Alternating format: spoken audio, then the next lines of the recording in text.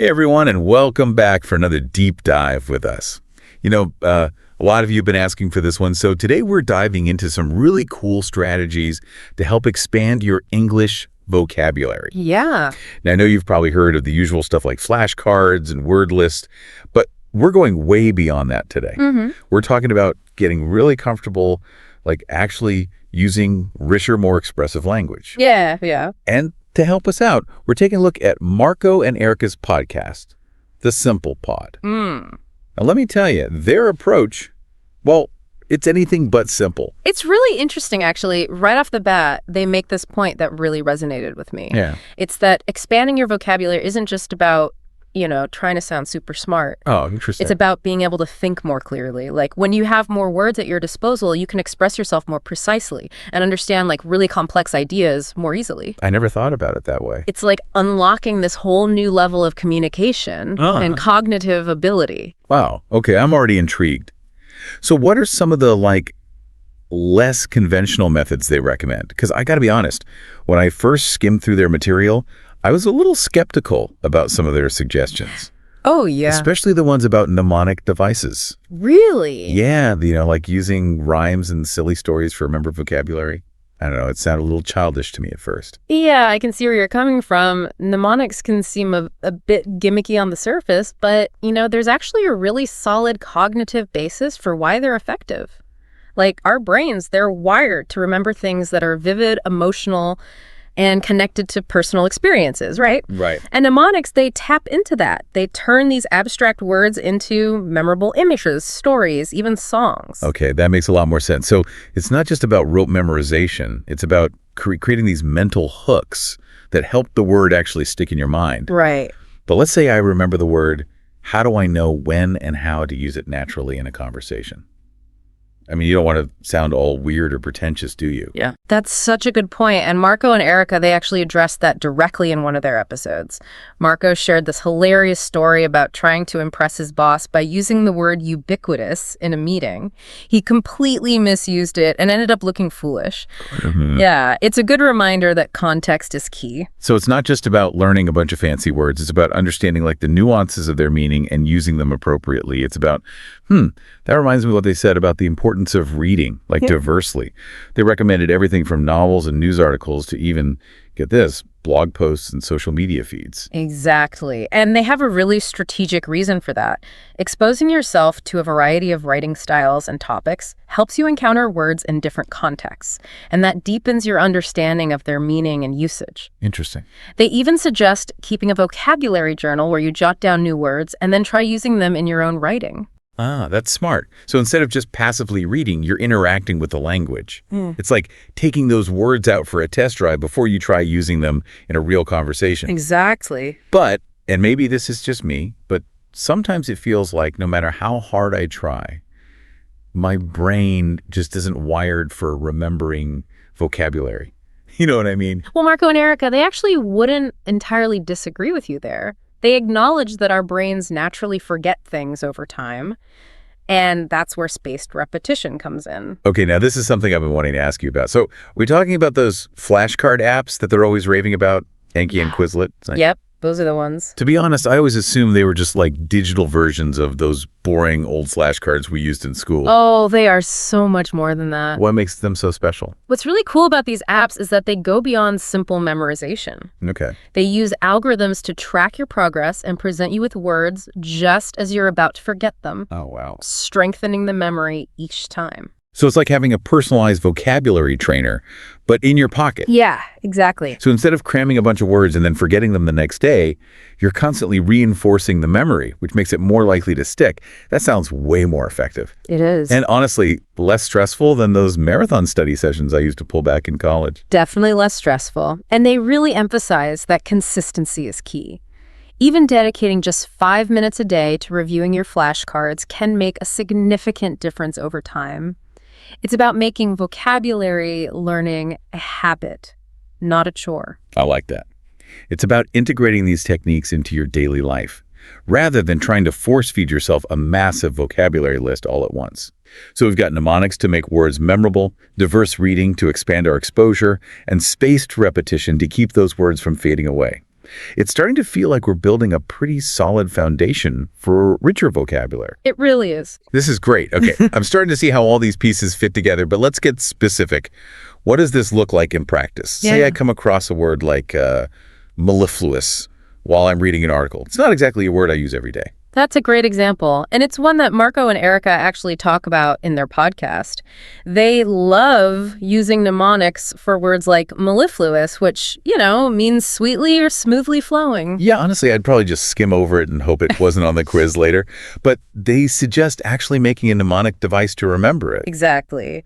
Erica, she's a visual learner, so she suggests picturing like a river of honey flowing smoothly through a field of wildflowers with, the sound of bees buzzing gently in the air. Okay, I could see that. Suddenly, mellifluous becomes more than just a definition. It's a whole multisensory experience. Okay, I get it. It's like creating a mini-movie in your mind. So maybe if I wanted to remember gregarious, meaning outgoing or sociable, I could picture, like, my friend Sarah, who always ends up dancing on tables at parties. Exactly. You can tailor these mnemonics to your own interests and learning style. Like if you're more of a musical person, maybe you'd associate mellifluous with a song that has a particularly smooth and flowing melody. The key is to find what works for you. Make those connections. I'm starting to think mnemonics might actually be kind of fun. It's like turning vocabulary learning into a game. Yep. But what about those times when you need to learn a lot of words quickly, like for a test or a presentation? Do mnemonics really work for that? That's where those spaced repetition apps come in.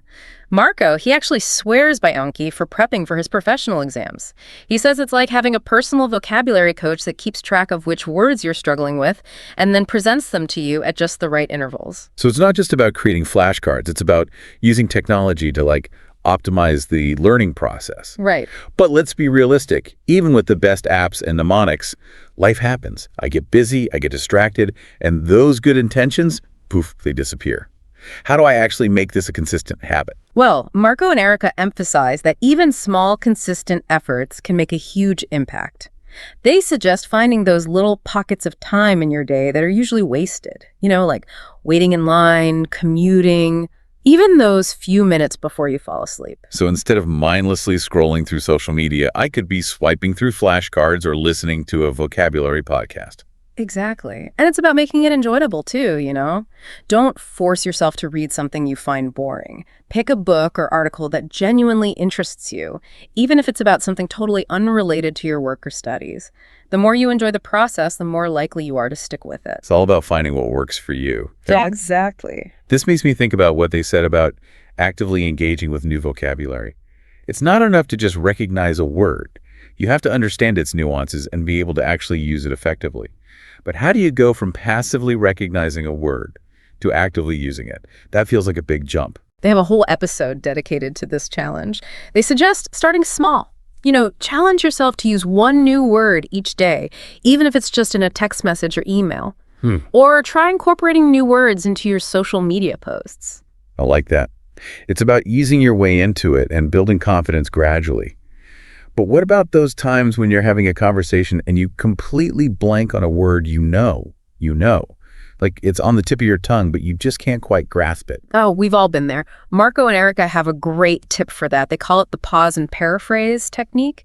Instead of getting all flustered, just take a moment to pause, collect your thoughts, and try to express the idea in a different way. So instead of saying, I can't think of the word for, I could say something like, what I'm trying to say is, and then just describe the concept. Exactly. And a lot of times, just by talking it through, the word will pop into your head naturally. It's about building those mental pathways and making those connections stronger. So we've got mnemonic devices, spaced repetition, diverse reading, active engagement, and even a strategy for those tip-of-the-tongue moments.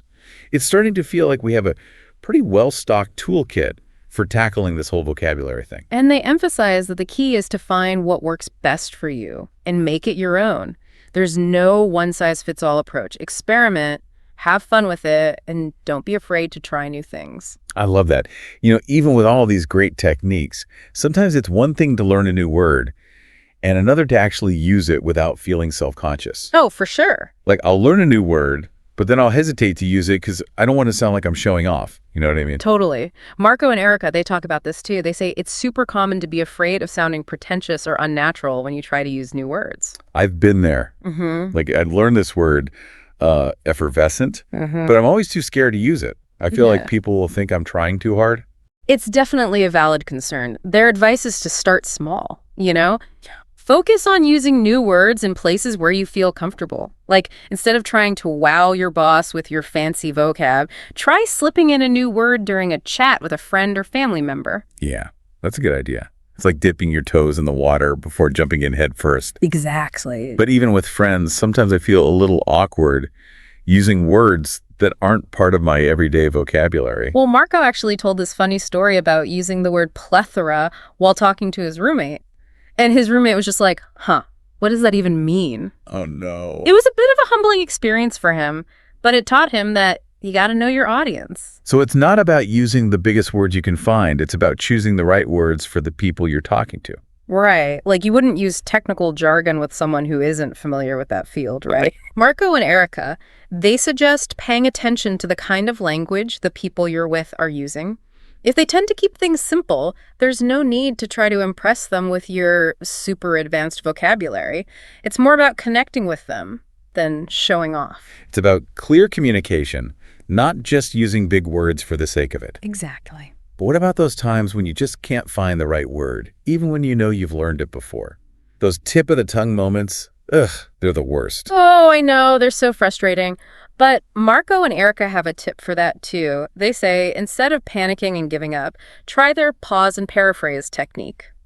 Just take a sec to think, and then describe the idea in a different way, using other words. Well, that's smart. So instead of saying, I can't remember the word for, I could say something like, what I'm trying to say is, and then describe the concept. Yeah. And a lot of times, just by talking it through like that, the word will come back to you naturally.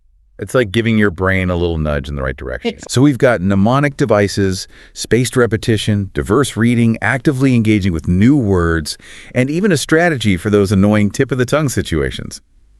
This is great. It feels like we have all the tools we need now to really level up our vocabulary. I think so, too. But language changes all the time, right? Or we could be stuck forever trying to keep up with all the new words and meanings. Well, that's actually what's so cool about language. It's always changing and evolving. Marco and Erica, they say the journey of expanding your vocabulary never really ends. It's all about developing a love for language and staying curious about the world. So it's not about reaching a final destination. It's about enjoying the process of learning new things all the time. Exactly. I love that. This has been such a fascinating deep dive. It really has. I don't know about you, but I'm ready to dig out my vocabulary notebook and start putting all these techniques into practice. Me too. If there's one big takeaway from Marco and Erica, it's this. Don't be afraid to play around with language. Have fun with it. And enjoy the challenge of expanding your vocabulary. The rewards are totally worth it. Thanks for joining us for this deep dive, and we'll catch you next time.